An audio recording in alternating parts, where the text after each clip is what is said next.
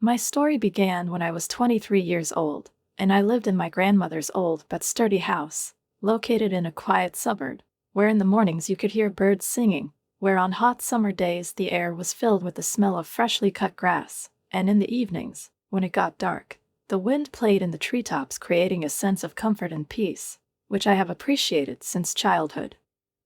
I got this house after the death of my grandmother, a kind and caring woman who always tried to give me the best, even when she lived modestly, saving every penny so as not to deny me anything. It wasn't luxurious, it didn't impress with expensive interiors or spacious rooms, but it had a sense of family spirit, reliability, and warmth that I was afraid of losing when one day my mother started a conversation that, as it turned out, changed my whole life. My father's mother, my grandmother, left me this house, and my family itself, my mother, stepfather, and younger half, Sister Piper, who had just turned 18, lived in a more modern but expensive house closer to the city center, where life was in full swing, traffic jams filled the streets, and the hustle and bustle did not subside even at night. They were still paying off a huge mortgage, which weighed heavily on them and threatened to bind them financially for many more years. I knew that Mom was worried about money, but I never thought that it would cause such unexpected events. "Lesia, dear, can we talk?"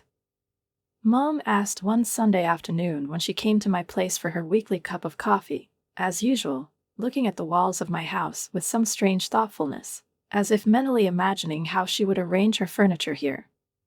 "You know, my stepfather and I have long thought that this house of yours is exactly what we have always dreamed of. Quiet place, garden, no constant noise of cars." I nodded, surprised that the conversation had turned this way, and tensed inwardly, anticipating something important. "I know it's hard for you to get to work from here," Mom continued, putting her cup on the table and interlacing her fingers, as if she was preparing to say something very weighty. "And our house is much closer to your office."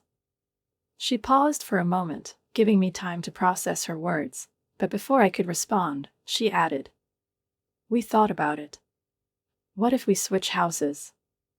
I blinked, trying to process what I'd heard, while Mom, encouraged by my confusion, continued to explain her brilliant idea. "They will move into my grandmother's house, and I will take their place in a modern house in the city. I will just need to continue paying the mortgage, which, according to her, would be much more profitable for me, because I would save so much time on the road, would have a more spacious house, an updated kitchen, and all the amenities that I supposedly lacked." "What about the paper?" I asked cautiously, feeling an inner doubt. "Shouldn't we make it official?" Mom waved her hand dismissively, as if I had suggested something absurd. "Oh, dear, we're a family, why spend money on lawyers? You know I would never do anything to harm you." That's how I ended up in a new home. The move happened quickly, without much preparation and reasoning, as if everything was a foregone conclusion long before this idea was voiced to me. I tried not to think about leaving the house I grew up in, but instead convinced myself that I was doing the right thing. The new house was really more comfortable, the commute was shorter, and my parents had what they wanted. Every month, I faithfully sent my mother money for a mortgage, and often more than I needed, because it seemed to me that this way I would pay off this debt faster, and we would all benefit. I invested money in repairs, changed old household appliances, renovated the interior, did everything to feel really comfortable in this house, although sometimes I had a strange feeling that it would never become my home. So 4 years passed, and nothing foreshadowed trouble. When I was assigned a business trip to a neighboring state, I took it as a normal work trip, 2 weeks of meetings, presentations, and hotel rooms, after which I was looking forward to returning home. I didn't even know that this house, in which I had invested so much, didn't belong to me for a long time, and that my return would be the point of no return. It was a cold, even evening when I returned from a long flight, tired but happy, with the thought that I could finally afford to relax, take a hot shower, and go to sleep in my own bed, feeling the familiar coolness of the pillow and hearing the muffled sounds of the night city outside the window. I put the key in the lock and turned it, but the door wouldn't budge. The lock didn't open. I froze for a moment, thinking that maybe I had just confused my keys from the long drive, but after checking them again, I made sure that I was using the one I always carried with me. My heart started pounding faster when I tried to turn the key again, but the door remained locked. Then I called my mom, and she answered right away, as if she was waiting for my call. "Mom, I can't open the door. Is there something with the lock?" I asked, trying to stay calm, but there was already a note of concern in my voice. There was a tense silence on the other end of the line before I heard a flat but strangely distant voice.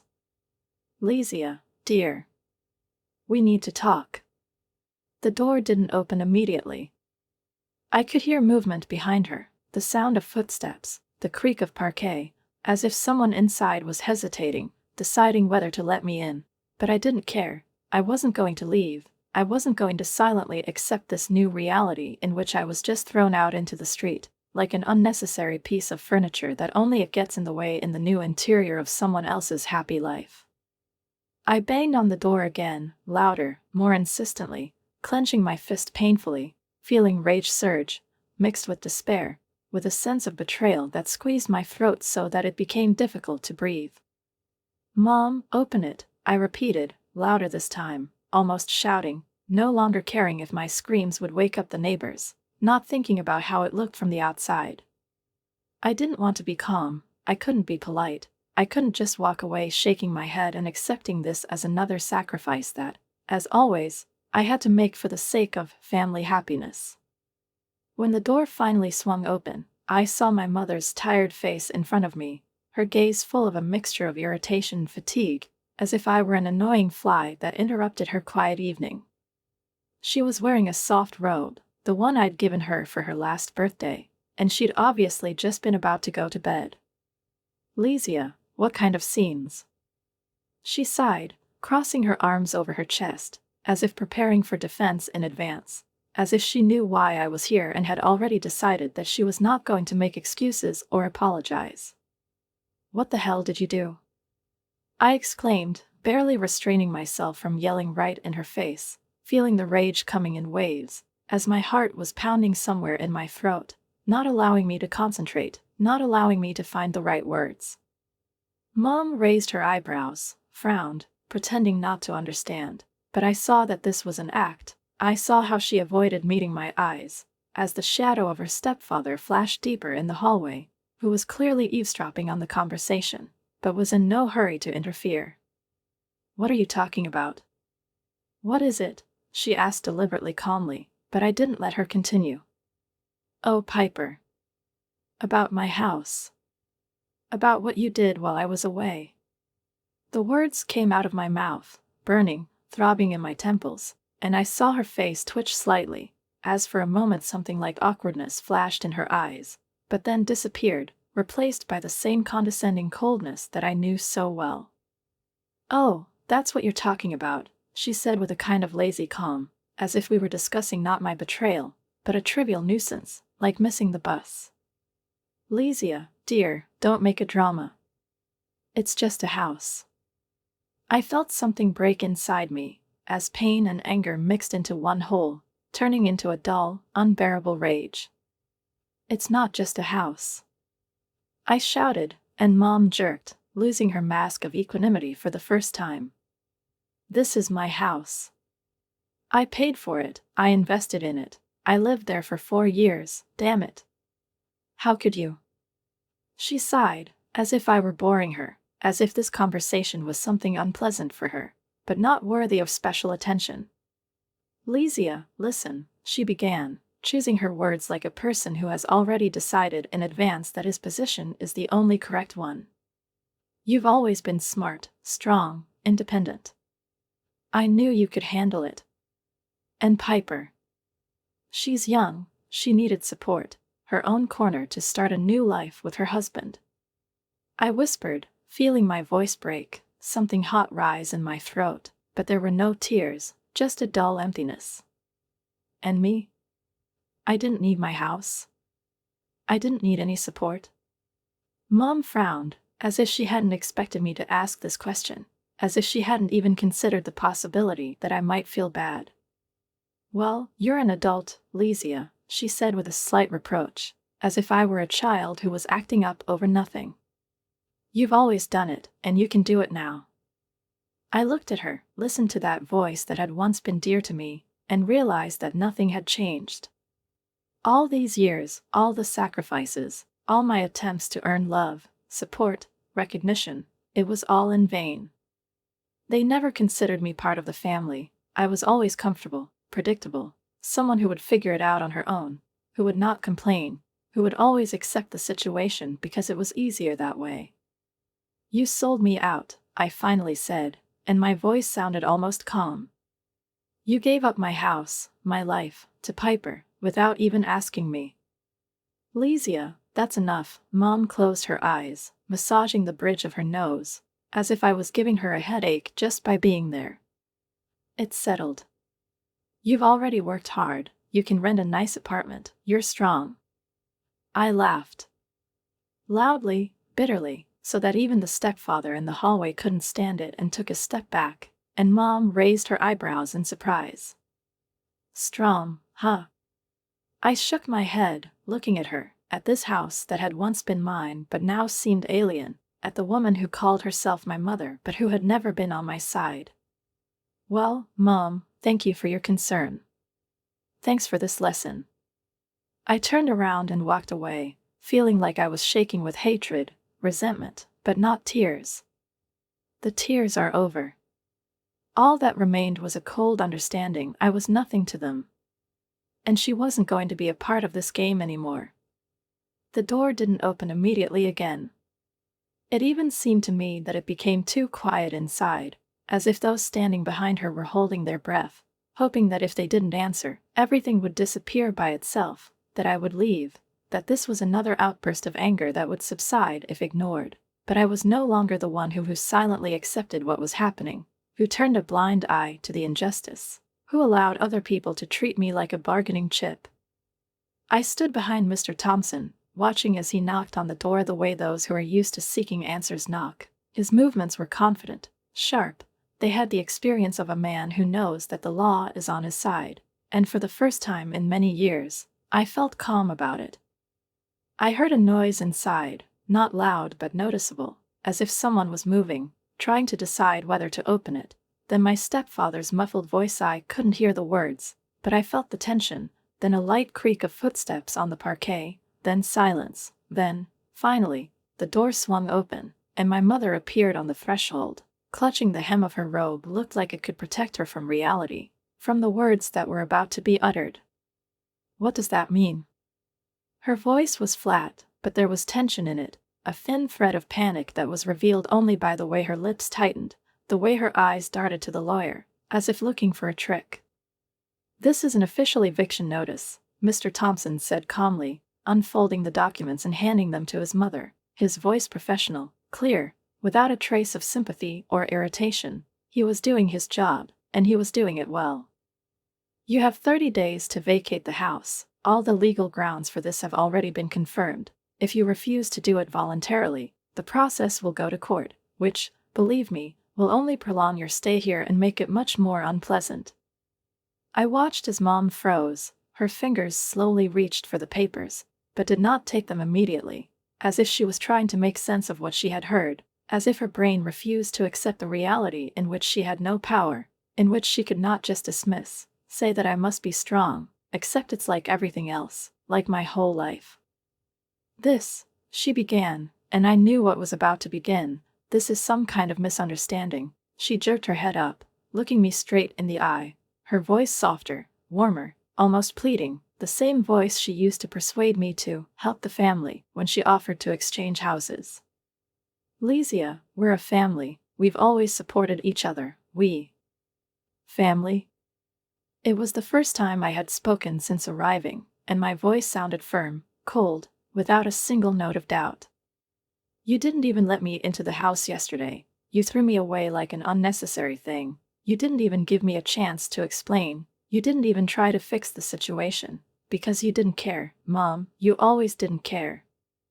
Her face twitched for a moment, then she turned around, as if seeking support from her stepfather, but he only frowned, crossing his arms over his chest. His irritation was obvious. He already knew that he had lost, but had not yet decided whether to continue the fight. "We don't have time for this circus," he finally grumbled, looking at the documents as if they were something dirty. "We need to discuss everything." "You have 30 days, the lawyer repeated evenly, and this time my mother took the papers, her fingers trembling as she held them, as if she felt the power slipping from her hands, as if the carefully constructed scheme in which I was a pawn was collapsing. "Lesia," she looked at me, there was no longer the same confidence on her face, now there was something different in it, concern, not about what I had been through, not about what I felt, but about what she should do now. "We could." "No," I cut her off, not wanting to listen, not wanting to fall back into the trap of words that don't mean anything. "It's over." She looked at me like she was seeing me for the first time, and maybe that was it. For the first time I didn't give in, didn't try to please, didn't try to be comfortable. For the first time I put myself above their needs. "Get out of my house," I said, looking straight into her eyes. And for the first time in a long time I felt that this was really my house, that now it belonged only to me. I turned around without waiting for an answer, not wanting to hear excuses, no longer believing in any family ties. Behind my back I heard the muffled voice of my stepfather, who was saying something to my mother, the sound of footsteps, but I didn't care. I stepped off the porch, taking a deep breath, feeling the cold air fill my lungs, cleansing, liberating. It was the first breath of a new life. I couldn't stop thinking about how much money, time, and effort I'd put into this house, not only paying the mortgage that my mom had deftly planted on me like a slowly smoldering fuse under a bomb, but also improving every detail, taking care of it as if it were something unshakable that belonged only to me. And now that it all came back to me, I couldn't help but wonder how stupid I'd been all these years, believing that family was something indestructible, that they would never do this to me, that we had some kind of connection other than the one that held on to my convenience for them. I ran my hand over the wooden arms of the rocking chair, feeling small cracks protrude under my fingers, traces of time, traces of memory that could not be erased, no matter how much I wanted to.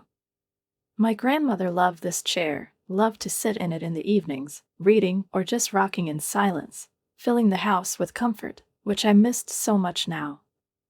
I closed my eyes, taking a deep breath of the smell of home, familiar, a little dusty, with light notes of old wood, remnants of the perfume she once wore, and something else, something elusive but familiar. But as soon as I opened my eyes, reality hit me again. The mess around me indicated that my mother and stepfather had left with the intention of leaving a mark to remind me that I had acted cruelly with them, that I was a traitor, as my mother said, as if they had not betrayed me. When they decided to erase me from their lives, leaving me without a roof over my head. There were old newspapers in the corner, several torn boxes on the floor that had once held my books, and something had been thrown off the shelves, as if in a last act of anger, but overall nothing irreparable, nothing that couldn't be fixed. I walked slowly through the rooms, noting every little thing, trying to figure out what to do next, because the house had returned to me, but with it came the realization that I was no longer the same Lesia who had once gladly agreed to a deal, thinking that she was doing the right thing by helping the family, because that's how it should be. No, I was no longer that naive girl who believed that love could be earned, that if you did everything right, you would be loved, respected, and appreciated. I stopped in the bedroom, where the bed still hadn't been made, and the pillows had creases left by other people's dreams, not mine, not the ones I brought here 4 years ago. It's not just a house, it's a symbol, a reminder of how easy it is to lose yourself if you let others control your life, and I wasn't going to do that anymore. I pulled my phone out of my pocket and opened the banking app. The balance looked painfully familiar. All these years I was paying for something that wasn't doing me any good, paying thinking I was making a contribution to the future, but in fact I was feeding the illusion of a family that never existed. I swiped my finger across the screen, then quickly found the lawyer's contacts, dialed his number, and held the phone to my ear. "Leslie," Mr. Thompson replied almost immediately, his voice as flat as ever, but it seemed to me that there was a slight respect in him now, as if he understood that I was no longer the scared girl who came to him a week ago. "I want to file a lawsuit," I said, looking at my reflection in the mirror opposite, where a woman stood, who for the first time in a long time felt that she held her life in her own hands. I want to return the money that I invested in my parents' house. Good move, he replied calmly, as if he had expected this. Do you have all the receipts? I have everything, I nodded, remembering how diligently I kept receipts for every purchase, for new kitchen appliances, an expensive water heater, bathroom repairs, because somewhere in the back of my mind I always felt that one day I would have to defend myself, that one day I would need to prove that I wasn't just giving away money into the void. Great, Mr. Thompson paused, then added, I think we have a good chance. Let's meet tomorrow morning to discuss the details.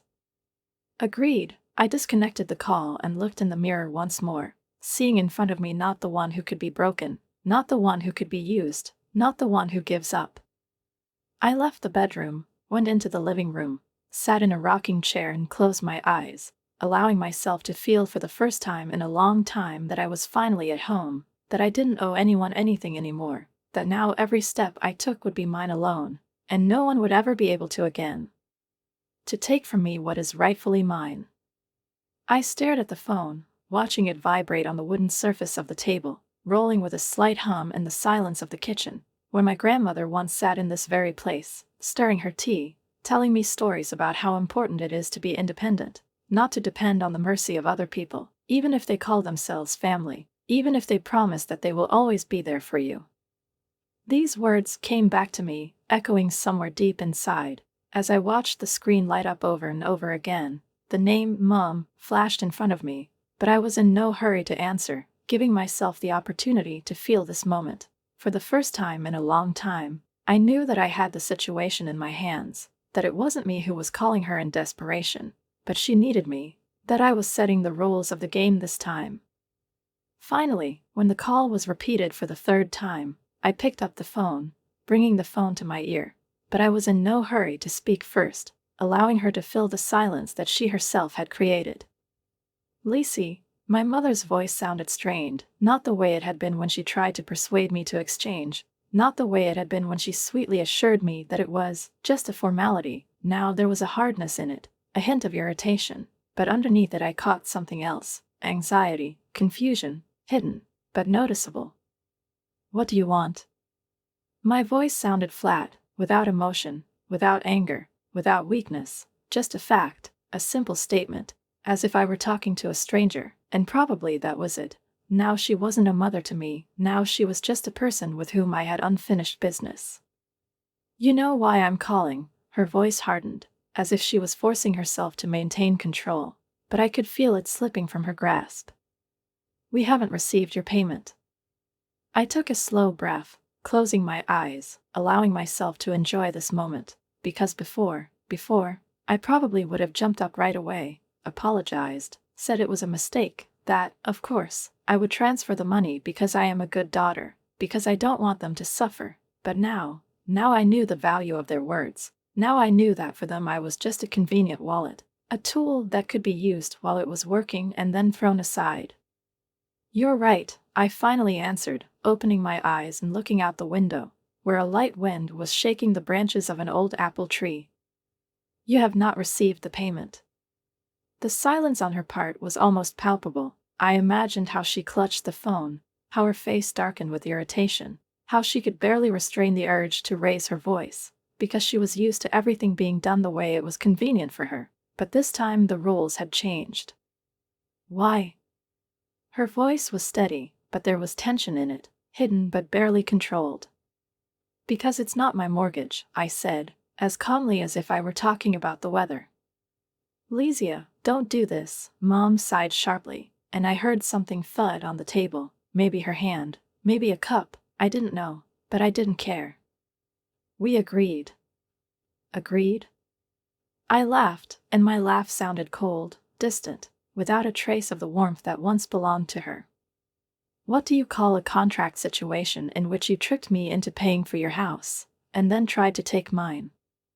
It's not a hoax, she spat, and now her voice was sharp, like the last time she'd spoken, when we were standing in the driveway and I was watching their van take their stuff away. Then why didn't you transfer ownership to me when I suggested it? I didn't even expect an answer, I knew it. Because you never intended to do that. You were just hoping that you could squeeze every last penny out of me and then leave me with nothing. You're being dramatic, she snapped, and I heard someone next to her say something, most likely her stepfather, maybe Piper, but I didn't care anymore. It's not about the drama, it's about the facts, Mom. I let the word Mom slip from my lips, but it didn't mean anything anymore. It was an empty sound that she no longer possessed. And the fact is that now your mortgage is your problem. I could hear her breathing heavily. I could hear her trying to find arguments, but there were none left, because everything their plan was based on collapsed like a house of cards. Are you really going to do this to us? Her voice cracked, and I had to stifle a grin. You did this to me. I looked at the phone screen again. The time of the conversation was passing, but I had nothing more to say to her. Goodbye, Mom. I hung up the call without waiting for an answer, and this time, when I put the phone back on the table, there was no pain inside me, no regret, not even emptiness. There was only a calmness, deep as breathing before going to sleep, like a long evening rain that washes away everything superfluous. I was free now.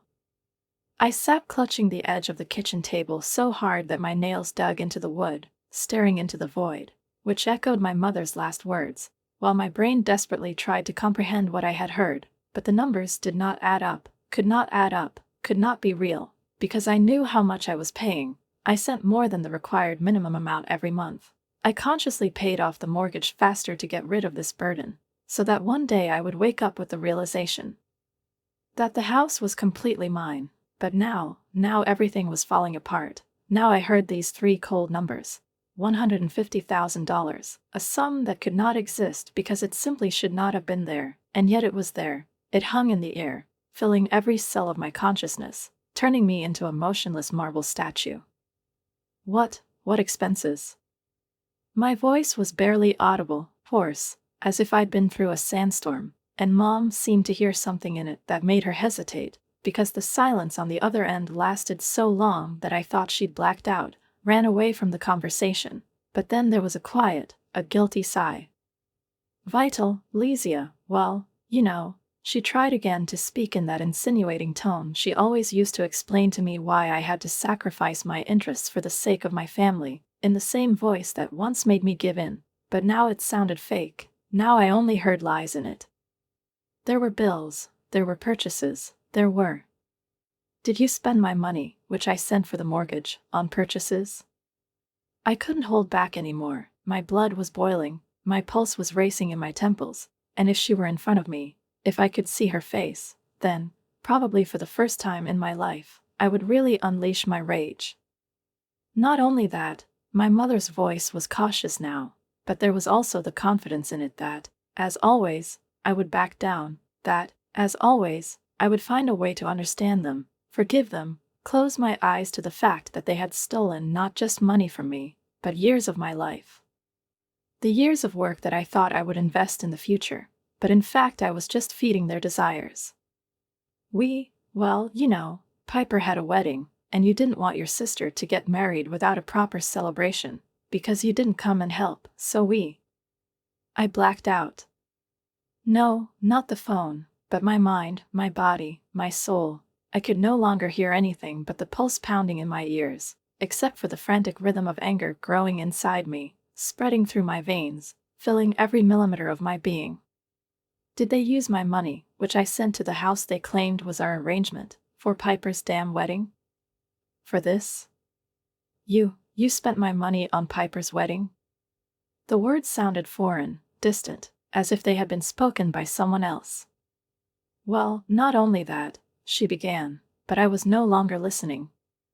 I took off, pushed the chair away so abruptly that it grated on the floor, feeling my hands tremble, my legs buckle from the realization of how deeply they were mired in this lie, how brazenly, without hesitation they used me. They knew what they were doing. They knew that I would not find out anything, that I won't guess, because I trusted them too much, and was convenient for them for too long. Do you understand that this is a scam? I finally said, barely able to keep from screaming, and there was a nervous cough on the other end. as if Mom knew it herself, but she didn't want to admit it. Do you realize that you stole tens of thousands of dollars from me? Oh, stop being so dramatic. Her voice became irritated again, abruptly changing its tone, as if I was to blame for daring to ask, for daring to make claims.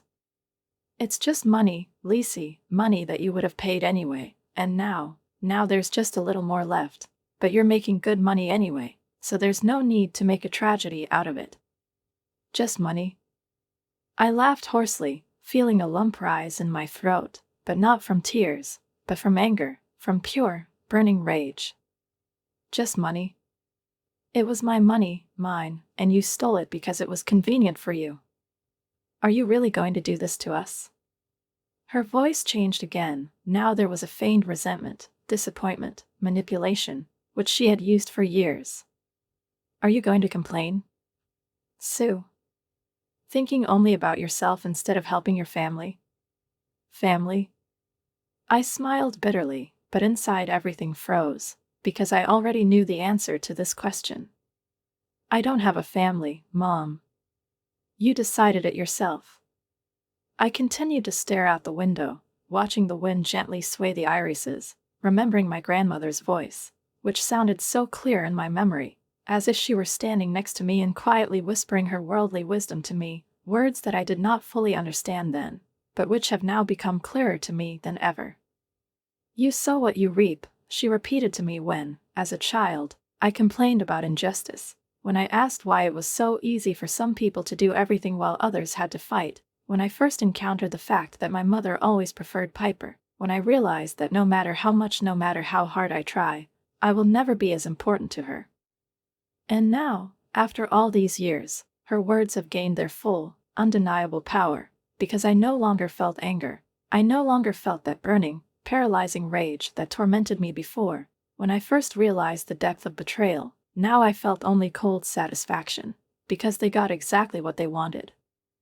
They deserved exactly what they had led their lives to.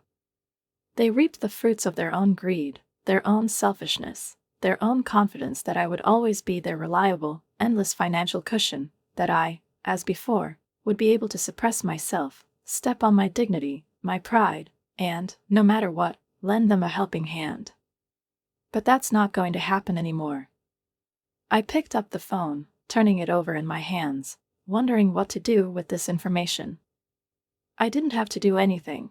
They had dug themselves a hole. They had themselves trapped in debt, which they had cleverly set up for me. But now I knew that they would not be able to get out. They would not be able to find a new way to lure me into their web of manipulation, because I would no longer allow them to do so. I remembered Piper's voice, her contemptuous, lazy tone when she stood on my doorstep and informed me that my things were in the garage, her brazen grin when she felt her complete power over me, knowing that I couldn't do anything. Now, when she was told that she needed to pay for the house, that it was not the free gift they had promised her, she screamed and threw tantrums, because she suddenly realized that not everything in the world comes so easily, that a house is not just walls, that it needs to be paid for, and now she doesn't have me, or my naive willingness to take on all the bills, or her parents, who can no longer support her because they brought themselves to financial ruin. I imagined their confused faces, imagined them frantically sorting through possible options, hoping to find a way out, perhaps trying to borrow money from friends, but who would lend them such a sum? They had even burned their retirement savings, even the money that could support them in old age, and now there was a chasm in front of them, and no one was going to lend them a helping hand. I felt a little dizzy, not from anger, not from fear, but from an unexpected, enveloping feeling of freedom, from the fact that I no longer owe these people anything, from the fact that now I have no obligations to them, that I can finally live for myself and not be a tool, which they use when it suits them. The phone rang again, this time from a number that wasn't in my contacts, but I knew who it was. They would, of course, try again, try to find a way back into my life, but I wasn't going to let that happen. I pressed the lock button, and when the phone went off, I looked out the window again, to where the purple irises were waving, and smiled, knowing that this was the end only for them. But for me, it's just the beginning. 3 days after my conversation with Aunt Mary, When autumn was already approaching in the air and the sky was turning into the first shades of September gold, I was standing on the porch of my house, holding a cup of hot tea in my hands, inhaling the scent of freshly cut grass, enjoying the silence, which was no longer filled with anxiety, expectation of pain, fear of a new betrayal.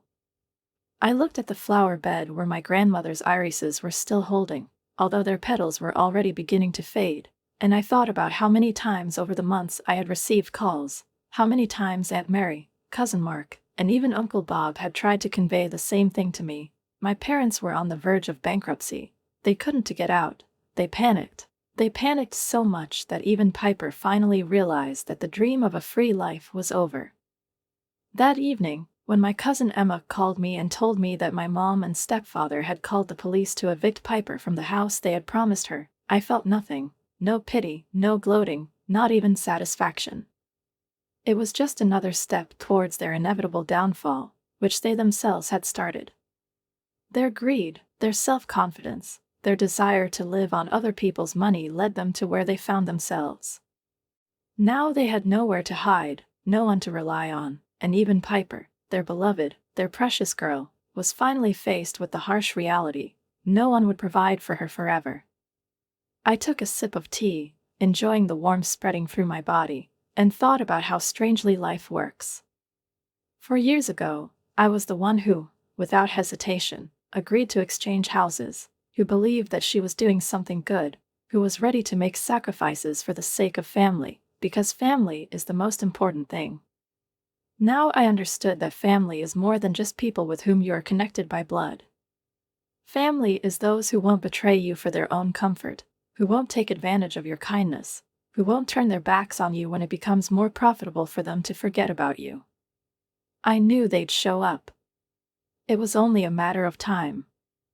Maybe today, maybe tomorrow, but they will definitely come. They will try all possible options. First tears, then persuasions, then accusations, then threats. I could predict their every move, because I've lived with them all my life. But I didn't care anymore. When familiar silhouettes flashed by at the end of the driveway, when I saw my mother getting out of the car, clutching something in her hands, perhaps a homemade pie, perhaps a cheap attempt to symbolize the comfort of home, when she looked at me, and in her eyes there was neither remorse nor shame, but only despair and the last hope that I would turn out to be the same, that my weakness would play into their hands again, I realized that everything had already been decided.